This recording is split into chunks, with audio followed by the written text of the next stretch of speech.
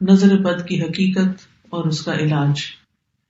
سب سے پہلی بات تو یہ ہے کہ ہمارے دین نے جو ہمیں تعلیم دی ہے اس کی روشنی میں نظر لگ جاتی ہے، نظر کا لگنا برحق ہے۔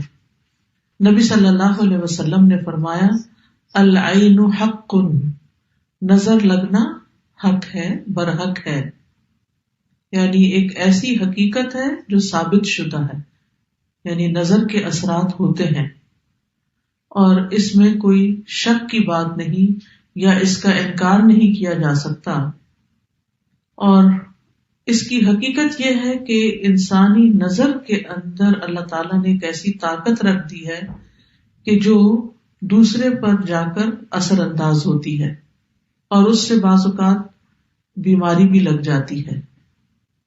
نظر بد کے بارے میں قرآن مجید سے جو بات ہمیں پتہ چلتی ہے وہ کچھ یوں ہے کہ یوسف علیہ السلام کے والد یعقوب علیہ السلام جو تھے، جب وہ اپنے سارے بیٹوں کو یوسف علیہ السلام کے پاس بھیج رہے تھے تو انہوں نے خاص طور پر انہیں ہدایت کی کہ سب ایک دروازے سے داخل نہ ہونا۔ سورۃ یوسف کی آیت نمبر 67 میں آتا ہے وَقَالَ يَا بَنِيَّ لَا تَدْخُلُوا مِن بَابٍ وَاحِدٍ وَادْخُلُوا مِنْ أَبْوَابٍ مُتَفَرِّقَةٍ وَمَا أُغْنِي عَنْكُم مِّنَ اللَّهِ مِن شَيْءٍ إِنِ الْحُكْمُ إِلَّا لِلَّهِ عَلَيْهِ تَوَكَّلْتُ وَعَلَيْهِ فَلْيَتَوَكَّلِ الْمُتَوَكِّلُونَ۔ یعقوب علیہ السلام نے کہا اے میرے بیٹو، ایک دروازے سے داخل نہ ہونا اور الگ الگ دروازوں سے داخل ہونا، اور میں تم سے اللہ کی طرف سے آنے والی کوئی چیز ہٹا نہیں سکتا، یعنی اگر تمہیں نظر لگ گئی تو میں تمہیں کچھ کام نہیں آ سکتا۔ حکم اللہ کے سوا کسی کا نہیں، اسی پر میں نے بھروسہ کیا اور اسی پر لازم ہے کہ بھروسہ کرنے والے بھروسہ کریں۔ تو چونکہ ان کے یہ 11 بیٹے تھے کہ جو سفر پر روانہ ہو رہے تھے اور سبھی جوان تھے، تو آپ خود سوچیں کہ کسی گھر سے 11 جوان بیٹے نکلے تو لازماً سب کی نگاہوں میں آئیں گے، کسی شہر میں داخل ہوں، شکلیں بھی ملتی جلتی ہوں اور صحت مند بھی ہوں، تو یہ دوسروں کے لیے ایک حیرت کی بات ہوتی ہے، تو جس سے انسان متاثر ہو سکتا ہے۔ نظر جو ہے اللہ کی تقدیر اور قضاء و قدر کے ساتھ کبھی کبھی قتل بھی کر دیتی ہے، کبھی بیمار کر دیتی ہے، کبھی دہشت زدہ کر دیتی ہے، کبھی کمزور کر دیتی ہے، کبھی کوئی چیز جلا دیتی ہے۔ تو ایسا کیسے ہوتا ہے؟ اصل میں انسان جب کسی کے اندر کوئی خوبی دیکھتا ہے تو اس کے اپنے اندر ایک جلن اور ایک کڑن اور ایک حسد کا جذبہ پیدا ہوتا ہے، تو یہ جو اندر کی جلن کڑن ہوتی ہے وہ نگاہوں سے دوسری طرف ٹرانسفر ہوتی ہے۔ جیسے کسی کے ساتھ محبت ہو تو وہ محبت بھی نگاہوں سے پتہ چلتی ہے، نفرت ہو تو وہ نفرت بھی۔ اسی طرح بچوں کو ڈراتے دھمکاتے ہیں تو بعض اوقات منہ سے کچھ نہیں بولتے، صرف آنکھیں دکھاتے ہیں، تو اس سے وہ بچے سمجھ جاتے ہیں، حالانکہ کیا آنکھ ہی ہے نا، کچھ کر تو نہیں رہی ہوتی، لیکن آنکھ کے اندر سے نکلنے والے جو اثرات ہوتے ہیں وہ دوسرے کے اوپر جا کر اثر کرتے ہیں۔ حدیث میں آتا ہے رسول اللہ صلی اللہ علیہ وسلم نے فرمایا اللہ کی قضاء و قدر کے بعد نظر بد ہی میری امت کے اکثر لوگوں کی موت کا سبب بنتی ہے، یعنی نظر لگتی ہے، بیمار ہوتے ہیں، مر جاتے ہیں، جانوروں کی موت کا باعث بھی بنتی ہے۔ رسول اللہ صلی اللہ علیہ وسلم نے فرمایا نظر بد آدمی کو قبر میں اور اونٹ کو ہانڈی میں پہنچا دیتی، یعنی اونٹ تڑپنے لگتا ہے اور اس کو پھر ذبح کر دیا جاتا ہے۔ پھر اسی طرح یہ ہے کہ بعض اوقات اگر کسی ماں کو نظر لگی ہوئی ہو جب بچے کے ساتھ پریگننٹ ہو تو وہ نظر اس کے بچے تک بھی منتقل ہو سکتی ہے، کیونکہ نظر کا تعلق جو ہے، یعنی نظر کے جو اثرات ہیں وہ جسم کے اندر تک سرایت کر جاتے ہیں۔ ابن القیم کہتے ہیں کہ حسد نظر بد لگانے کا اصل ہے، یعنی سب سے بڑی وجہ جو ہے وہ حسد ہے۔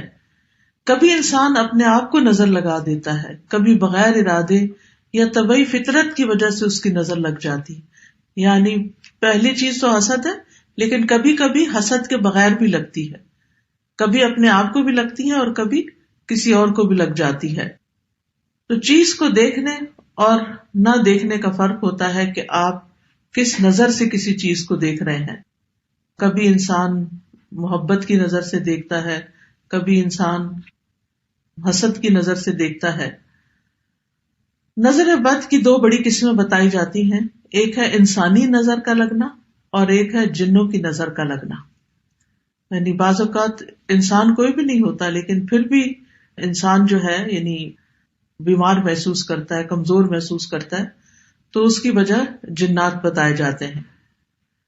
اور پھر وہ نظر جو ہوتی ہے وہ انسان کو بیمار کر دیتی ہے، جس کے پھر کچھ سمٹمز ہوتے ہیں.